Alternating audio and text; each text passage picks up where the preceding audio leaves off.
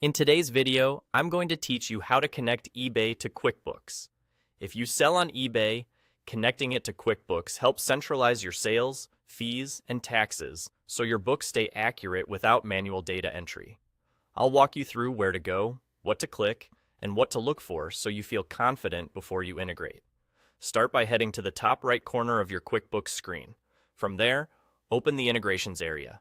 This is the hub where QuickBooks lists apps and services it can connect to, including e-commerce platforms and sales channels.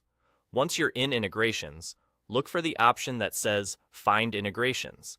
Click that to bring up the app directory. In the directory, you'll see a search bar. Type eBay into the search field. This filters the list down to the available eBay-related connectors. You may see more than one option, such as official connectors or third-party apps designed for different regions or use cases. Choose an integration that aligns with how you sell and report.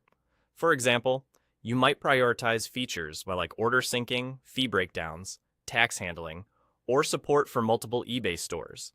You can also glance at ratings and descriptions to make an informed choice. After selecting the integration, take a moment to review its overview page. This page explains what the connector does, what data it brings into QuickBooks, and how often it syncs. Pay special attention to the scope of data, such as sales, refunds, fees, shipping, and payouts, how it treats inventory and stock levels, whether it supports historical imports, and any notes about pricing or limits. The overview is also where you'll see permissions the app requests, which helps you understand exactly what access you're granting. When you're ready to proceed, look to the top right of the overview page. You should see an Integrate button there, which is your starting point for connecting eBay to QuickBooks. Clicking it typically launches a guided flow that handles authorization and setup. However, if you're using a test or sandbox account, that button may not appear.